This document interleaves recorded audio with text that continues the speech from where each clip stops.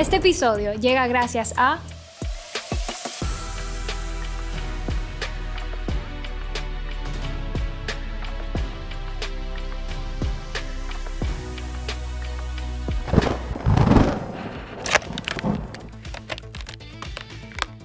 Green Love es prueba de que la sostenibilidad no es una moda, sino una realidad que ya está impactando a la República Dominicana. Empresas como esta nos invitan a repensar lo que consumimos y cómo lo desechamos. El futuro verde depende de todos nosotros y empieza aquí, uniéndote a la conversación eléctrica. Lorna, cuéntame entonces cómo nace Green Love y cómo fue que tú viste una oportunidad en la basura. Bueno, tú sabes que yo soy hotelera de profesión y en uno de mis últimos trabajos, conversando con un compañero venezolano, teníamos la curiosidad de qué se hacía aquí con el cartón, porque en su país el cartón no se botaba a la basura, sino que la gente lo ponía aparte y el cartón se le daba al cartonero. El cartonero era un señor que pasaba por la calle recogiendo el cartón para entonces luego llevarlo a la cartonera. Entonces aquí tú sabes que la forma más común que tienen las empresas de desechar el cartón es sencillamente tirarlo. Si tú pasas por la Duarte, tú ves toda la Duarte llena de cartón, sí, porque normalmente la gente lo que hace es que lo saca y saca la cajota así grande, entonces tú ves todo el espacio lleno con una sola cajota. Entonces la idea inicial fue esa, recoger el cartón que encontráramos tirado en las esquinas, para ver qué hacían aquí con el cartón, si aquí había alguna planta transformadora de cartón que pudiera recibir ese material para entonces procesarlo y darle una nueva vida. Exactamente. Entonces, con esa idea inicial, yo literalmente me senté con la guía telefónica a llamar a todos los lugares, y a llamar a todos los lugares que tenían que ver con cartón, si hacían cartón, si era con materia prima reciclada, si alguien lo recibía. Entonces, llamando y llamando, me decían, llama aquí, pregunta aquí, llámate a fulano, yo creo que fulano, llámate a tal sitio. Y en una de esas di con una empresa que recibía el cartón. Y me dijeron que sí, que me lo podían recibir, que tenía que juntarlo, llevarlo. Entonces, nada, empezamos recogiendo cartón en ese momento. Y después de unas pocas semanas, realmente, la misma gente que recibía cartón me dijo, mira, y tú no tienes papel, que me traiga papel también. Y yo dije, entonces también el papel se puede. Entonces empezamos ahí a recibir el papel. Entonces, recibiendo el papel, me acuerdo que la gente o nosotros consideramos que papel es todo, pero papel hay muchas categorías. Hay papel blanco, hay papel de color, hay papel satinado. Entonces sí, me llegaba, hay papel periódico. Entonces, dentro de lo que yo recibía como papel, me llegaban muchas variedades de papel. Tú tenías entonces que teníamos que separarla, porque no, la planta que procesa un tipo de papel a veces no procesa el otro todo, tipo. Exacto, y si lo procesa separado, porque tienen diferentes fibras, tienen diferente composición. Es entonces, muy importante que tú menciones eso, porque cuando la gente piensa en reciclaje, lo más seguro piensa como que, ok, papel, cartón y ya, como la categoría en general, pero no piensa que eso hay que clasificarlo, que lleva todo tú sabes un orden. Que ahí primero te quiero hacer dos aclaraciones. Hay mucha gente que dice, yo reciclo en mi casa. En la casa no reciclamos. En la casa no se recicla. No recicla nada. ¿Por qué? Porque para reciclar se necesita un proceso de transformación. Y tú en tu casa lo que haces es clasificar. Tú clasificas el plástico, clasificas el papel, que es parte importante, sí, porque si no se clasifica y no llega al centro de acopio ya clasificado, no se puede reciclar. Pero nosotros no reciclamos en casa, nosotros clasificamos, hacemos la primera parte. Ya si el proceso de reciclaje como tal se da en las plantas que procesan, que hacen el proceso de transformación, de convertir eso que era un residuo en una materia prima nueva. Exacto. Y también a veces reusan. En la casa reusamos, pero no reciclamos. Porque te digo que hace falta un proceso de transformación, de cambiarle esa composición y de hacerle un proceso un poquito más profundo, inclusive en algunos casos hasta un proceso de por decirlo así, de limpieza, porque no se utiliza con maquinarias, obviamente no se utiliza el material tal cual se recibe, y que en muchos casos, por ejemplo, se recicla material de vertedero. Entonces imagínate que no pase por el debido proceso adecuado para descontaminar todo eso. En la casa sí hay mucho reuso, que somos expertos en reuso en la casa. Si sí, con la cantina del helado. Con la cantina del helado, la cantina de la mantequilla, eso es reuso. Sí. Y también hay mucho reuso artesanal, de que si transformamos de manera artesanal una pieza en otra, si utilizamos un frasco de cristal para decorarlo y poner, qué sé yo, el azúcar en la casa, pero eso es reuso, no reciclaje como tal. Hablamos un poco de eso, de cómo pudieron llegar a este local. Estuvimos conversando de que ustedes estaban mudados recientemente. Sí, nosotros estábamos anteriormente en un espacio un poco no mucho más pequeño, entonces ya por el nivel de cantidad de clientes que estábamos manejando, cantidad y volumen de materiales que estamos manejando, nos vimos la necesidad de movernos hacia un sitio como este, mucho más amplio, que nos permitiera una mejor clasificación y sobre todo una mejor facilidad a la hora de hacer la entrega de los materiales. Nosotros en este centro no procesamos nada, sino básicamente que somos como un centro de acopio gigante, donde todo lo que recolectamos en las paradas lo traemos hasta acá. Aquí se consolidan las cantidades, se juntan con los volúmenes necesarios para que luego venga a recogerlo el camión que lo lleva a la planta procesadora. Los procesos se hacen en plantas de terceros o se exporta para que sean procesados fuera del país. Entonces, ustedes empezaron en el 2009 más o menos. Recogiendo cartón, recogiendo cartón. Y ya hoy en día tienen cartón, papel. Sí, no, ya hoy en día trabajamos más de 6 tipos de materiales diferentes, Wow. en algunos casos con sus diversas categorías, como conversábamos ahorita. Categoría básica: papel, plástico, cartón, metal, Tetra Pak y vidrio. Eso es lo básico. Entonces, en el papel, por ejemplo, hay varios tipos de papel.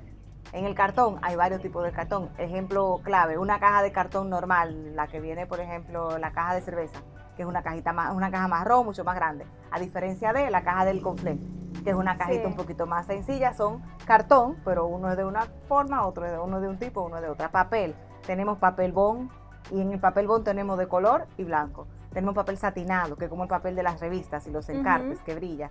Tenemos el papel periódico, que es otra fibra también. Y algunas cosas que nosotros creemos que es papel, pero que no tiene fibra de papel. Papel encerado. No va. Papel aluminio. No es, realmente no es papel.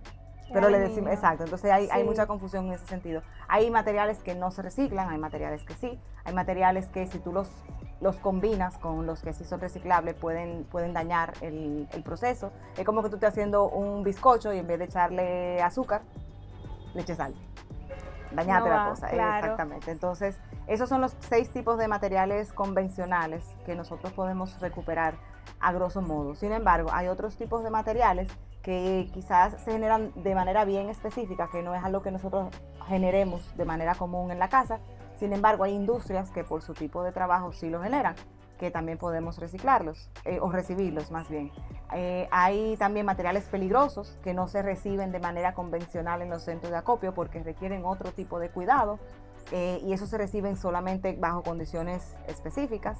Y hay otros materiales que quisiéramos que hubiera en el país algún tipo de cierre de ciclo para ellos, porque como usuarios, como sociedad, los generamos, pero no sabemos qué hacer con ellos. Las pilas, la pila AA, la pila AAA, la pila de reloj.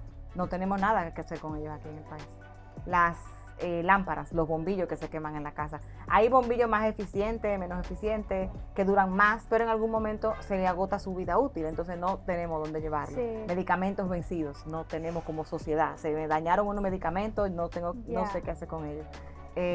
Por ejemplo, el aceite usado de cocina. Hay programas para aceites a gran escala, pero el que se reúne en mi casa, hay pocas opciones para llevarlo. Entonces, nada, son cosas que se van dando al paso. Nosotros somos un país que todavía está en necesidad de mucho desarrollo en relación al tema de reciclaje. En el país no hay muchas plantas de transformación. Hay muchos de los elementos que se acopian que hay que exportarlos para poder procesarlos fuera. Y hay otros que ni una u otra, ni proceso local, ni exportación, ni nada. Entonces creo que hay mucho espacio por explorar y por crecer en el área de reciclaje aquí en el país. Ok, qué interesante que menciones el éxito que han podido tener tanto en sus operaciones como en crecimiento. ¿Qué tú me pudieras decir en cuanto a esos mismos casos de éxito que han tenido en la operación o con diferentes tipos de clientes? ¿Alguna historia interesante que me puedas contar? Bueno, tú sabes que nosotros trabajamos tanto con empresas como con personas que reciclan desde sus hogares. Entonces, hay empresas que tienen reciclando con nosotros desde 2009, que nosotros empezamos.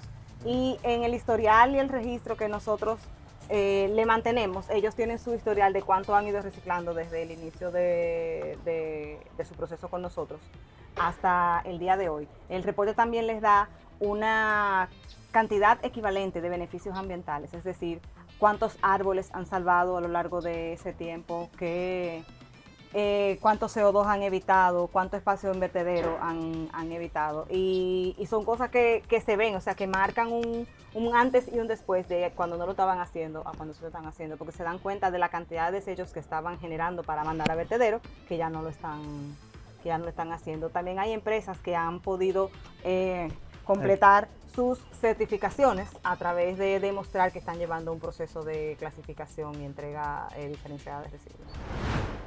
Tú me estuviste comentando que ustedes tienen ya más de 20 centros de acopio. Sí. ¿Tú me puedes comentar un poco más de cómo es ese proceso de que las personas llevan los desechos, ahí los clasifican? Tú me estuviste comentando del tema de que un desecho como el papel tiene diferentes clasificaciones. Sí. ¿Cómo es ese proceso? Mira, los centros de acopio son puntos de entrega voluntaria, donde cada quien de manera personal acopia en su hogar, clasifica esos elementos en su hogar y luego los lleva hasta un centro de acopio. El centro de acopio nos permite abarcar más personas. También te comentaba que nosotros damos servicio puntual a empresas. Sí. Entonces, eso por un lado, pero un hogar difícilmente tenga tanto volumen como para mandar un camión. Entonces, Claro. por eso surgen los centros de acopio, para que en un solo sitio se concentre una gran cantidad, esté disponible a el que quiera, si queda cerca de tu trabajo, si queda cerca de tu casa, o si sencillamente en tu ruta tú pasas por ahí, tienes la oportunidad de dejar esos materiales. Indispensable es que debe estar previamente clasificado. En los centros de acopio tú vas a encontrar contenedores que están identificados para papel, para plástico, para cartón. Regularmente la clasificación no se subdivide. Si tú tienes uno para papel, en ese tú puedes poner todo lo que es de papel. Okay. Y si es necesario, aquí en almacén nosotros hacemos esa subdivisión. Okay. En el caso, por ejemplo, del vidrio, no hay subdivisión, es vidrio. Sí. Ahí el malo que puede pasar es que coloquen algo que crean que es de vidrio, que no va. Y nosotros tengamos aquí que sacarlo. Pero no es que hay de que vidrio 1, vidrio 2, vidrio 3, no, es todo. Nosotros hacemos una clasificación, una subclasificación, dependiendo de lo que se necesite para sacarlo. Pero los centros de acopio, hay muchos centros de acopio, están disponibles en horario amplio, regularmente de fácil acceso. La mayoría de los centros de acopio tienen una persona o un gestor de apoyo que te ayuda a recibirte, a saber qué se recicla, qué no se recicla, qué no puedes volver a traer. Y también nosotros tenemos un programa de fidelización o motivación para que la gente clasifique, que se llama Ecocrédito. Sí, yo te iba a preguntar de eso. Bueno, sí. te adelanto. Sí. Tú recibes créditos por el reciclaje que entregas. Entonces, el gestor te recibe el reciclaje, te lo pesa. Si eres nuevo, se te crea una cuenta, un perfil en línea y se te van acumulando todos los puntos que vas generando cada vez que llevas reciclaje. Y luego esos puntos puedes canjearlos en las tiendas que están afiliadas, regularmente por descuentos. Entonces, ahí yo vi que tienen The Green Store, Pastry, Terra Verde, exacto. Ahí, Terra Verde ya no está, Terra Verde era de lo del principio, de Terra Verde ya no vende de manera directa, pero sí fue por muchísimo tiempo parte de los centros de acopio. Igual hay muchísimos centros donde se puede canjear. Tenemos Eco Wash, que es un sitio que tú lavas sin agua, tenemos Orgánica, tenemos Pastry, tenemos Mabra hecho en casa, hay Cero RD, hay unas cuantas tiendas que están qué disponibles. bueno que ustedes tienen eso para impulsar que las personas reciclen. Y háblame entonces un poco de lo que se hace en la parte de acá, que vamos a ver ahora mismo. Esta es, más allá es el espacio como te dije, de proceso, de consolidación de materiales y de carga. Nosotros normalmente nos encargamos de que los materiales lleguen ya clasificados aquí a la nave. En los centros de acopio, los contenedores, como ya había dicho, están claramente identificados. Entonces la idea es que la persona clasifique en su casa y lleve hasta los centros de acopio ya clasificado. Entonces, cuando el camión recoge, trae aquí y aquí básicamente lo colocamos según el área donde va, el papel en un lado, el cartón en otro lado, el plástico en otro lado. Entonces, por ejemplo, aquí tenemos papel en este lado. Eso está aquí porque lo vamos a pesar en el área de pesado. Okay. Entonces, la primera clasificación es el cartón. Si te fijas, ya está todo listo ahí. Esto vamos a hacer una prueba de exportación y por eso estamos preparando las pacas hasta que tengamos la cantidad suficiente para exportación. Este está el área de papel y así mismo el transporte viene, se carga el papel y me deja el área. Y el proceso que ustedes llevan, más o menos qué tiempo tiene ya para entregar el producto finalizado. No, tú sabes que eso no tiene un tiempo específico, porque como yo no es que corra ningún proceso, sino solamente de clasificación, puede ser que yo tengo 3 camiones, los 3 camiones están en la calle, puede ser que hoy vengan los 3 camiones llenos, quiere decir que eso es más material, y entonces aquí ya como en 1 o 2 días tenemos que estar despachando. Nosotros tenemos que sacar al menos un camión de algo una vez. O sea, hoy yo creo que viene el plástico. Ok. Y mañana viene otro y pasado viene otro. El plástico viene 2 veces a la semana porque ya en 2 veces a la semana hay suficiente cantidad en lo que recogemos en la calle que ya llega para ser despachado. También aquí nosotros recibimos mucha gente que este es el punto que le queda más cerca, entonces vienen directamente aquí a entregar los materiales y mucha gente de la comunidad también, porque nosotros hacemos trabajos con la comunidad. Por ejemplo, nosotros cambiamos vidrio por cuadernos. Entonces, cuando la gente de la comunidad trae vidrio, lo pesamos y por cada cierta cantidad de vidrio le entregamos cuadernos. Wow, qué bueno que ustedes tienen eso para impulsar que las personas reciclen. Y eso me lleva a mi otra pregunta, que es cómo ustedes han visto que la sociedad dominicana ha respondido Mira, te voy a decir, a esa solución. nosotros tenemos 15 años ya. Sí. Y te digo que todavía falta mucho por hacer, pero definitivamente hemos crecido. Y el ejemplo que me gusta más citar es que nosotros teníamos un centro de acopio, que fue por mucho tiempo nuestro principal centro de acopio en Galería 360. Y cuando nosotros empezamos con ese centro, nosotros pasábamos a recogerlo una vez cada 15 días. Hace tiempo. Y Sí. ahora tenemos que pasar 3 veces a la semana. Wow. Y siempre está lleno. Entonces, Wow. definitivamente, eso significa Sí. que ha habido un cambio. O sea, lo que Sí. duraba 15 días para llenarse, ahora dura 2. Entonces, Sí. realmente, más personas involucradas, más personas entregando más cantidad de material. Y definitivamente es algo que va en ascenso, ha cambiado con el tiempo. Y mientras siga más creciendo el tiempo, más va a ir aumentando. Porque Sí. la conciencia colectiva está cambiando. Nosotros como consumidores, como ciudadanos, estamos demandando cosas diferentes y se está inclinando un poquito más la balanza. Al pasito, pero se está inclinando un poquito más la balanza así.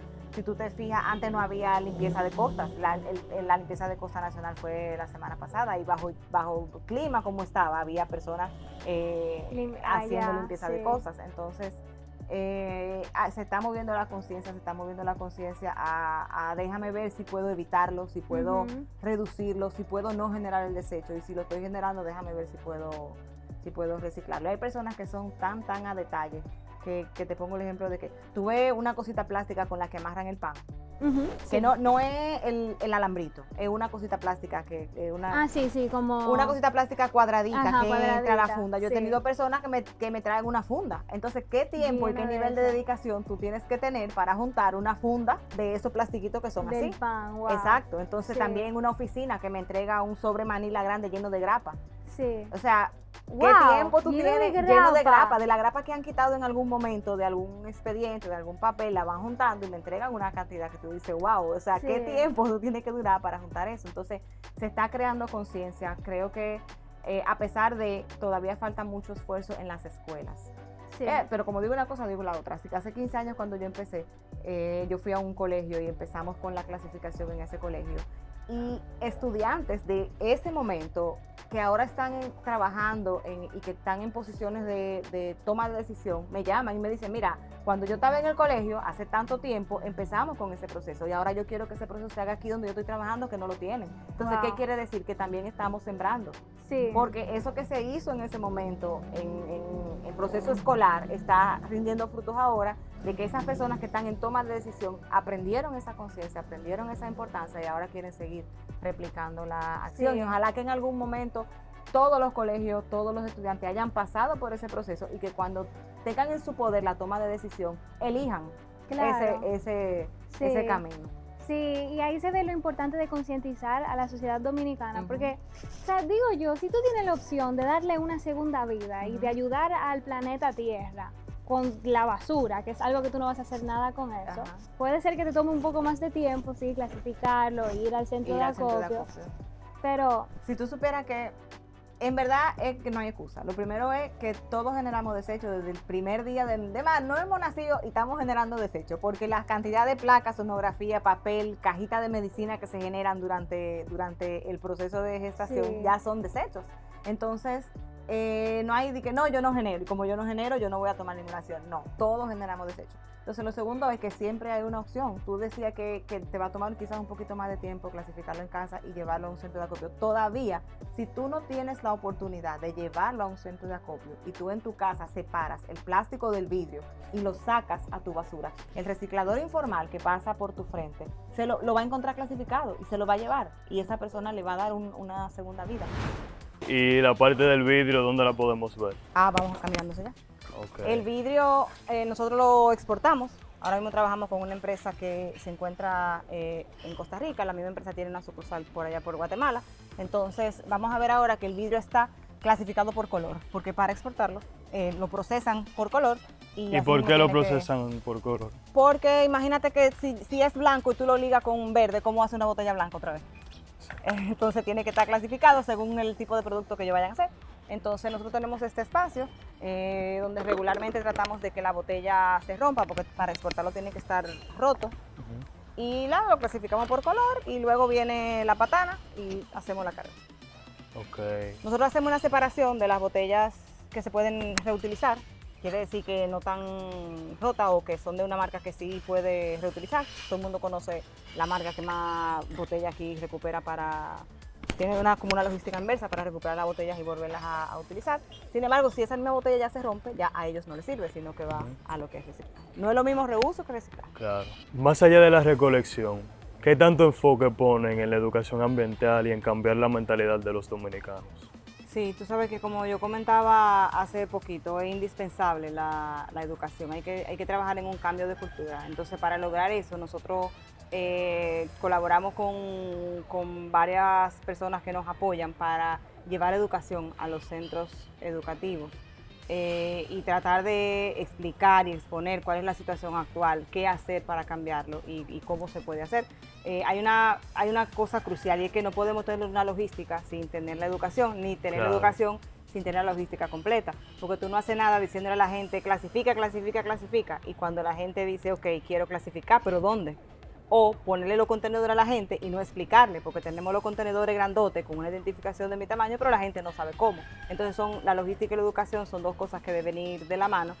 Y sobre todo, que por ejemplo nosotros solo desde nuestra propia, desde lo que nosotros hacemos y con nuestros propios quizás recursos no podemos abarcar lo que nosotros quisiéramos en educación, porque tenemos una zona delimitada de alcance. Entonces es ideal que se una gobierno, Ministerio de Educación y las empresas para poder lograr un impacto y un alcance masivo, que todo el mundo sepa qué es lo que tiene que hacer, cuáles son las opciones y cómo hacerlo.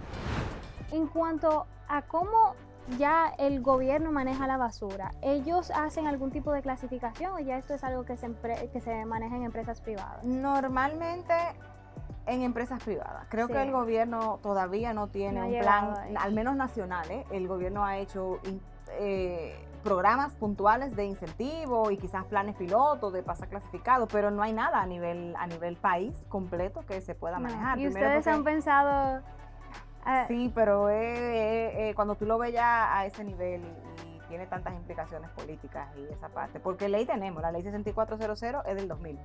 Sí. Y la ley 225-20 es del 2020 y estamos en 2025 y ya todavía casi al 26. Y ya falta muchísimas cosas. La ley de 6400 dice que las empresas del gobierno las instituciones del gobierno son las primeras que deben tener un sistema de clasificación. Y yo trabajo con algunas recientes, porque yo tengo 15 años. La ley es del 2000. Entonces todavía falta. Creo que se están haciendo más normas y más de todo. Sé que todo con el gobierno toma más tiempo de lo que quisiéramos. Sí. Que hay muchas instancias involucradas y no puede ser como yo aquí que doy una orden directa. Hay tres zafacones, clasifiquen y si no tenemos problemas. Entonces otra burocracia, otro tipo de cosas. Sí, que definitivamente entiendo que hay maneras para agilizarlo, para hacerlo más rápido, que quizás no se está haciendo de la forma correcta. Sí, quizás ya hubiéramos tenido forma de haber solucionado muchísimo, pero hay que ser mano dura. Sí. Entonces, así es. Y hablando de información, ¿hay algún mito que ustedes han encontrado que la gente tiene en cuanto al reciclaje o en cuanto al trabajo que ustedes hacen? Sí, tú sabes que hay mucha gente escéptica que dice, y eso lo recogen para dónde va, o yo lo clasifico para que a la final todo eso no se haga nada con ello. Entonces hay que decirle que sí, que todo esto que está clasificado aquí tiene un destino y tiene un uso específico. ¿Y cómo ustedes afrontan esos escépticos, así como tú dices?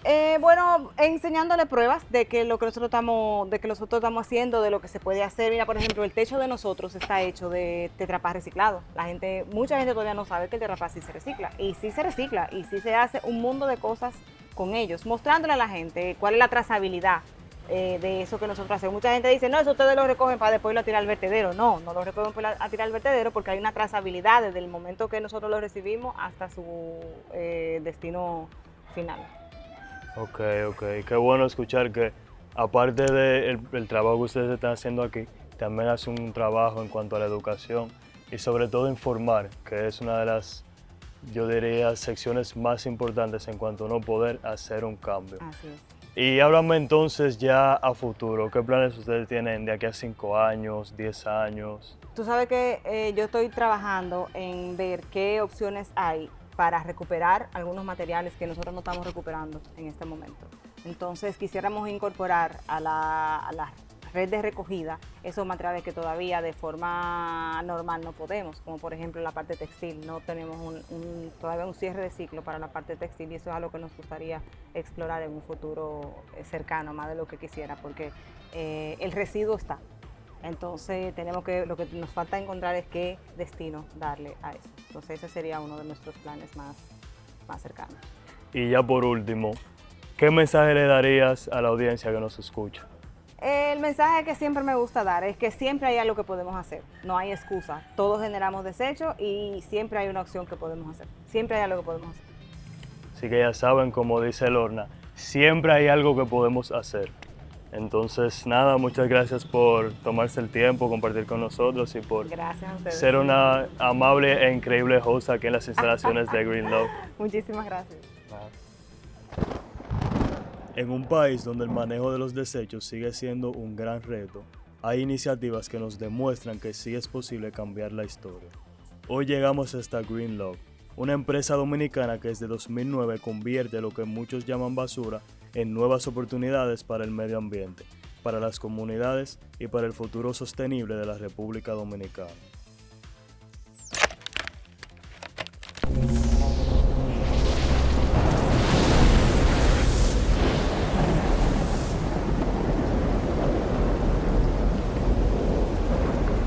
Esta conversación eléctrica llega a ti gracias a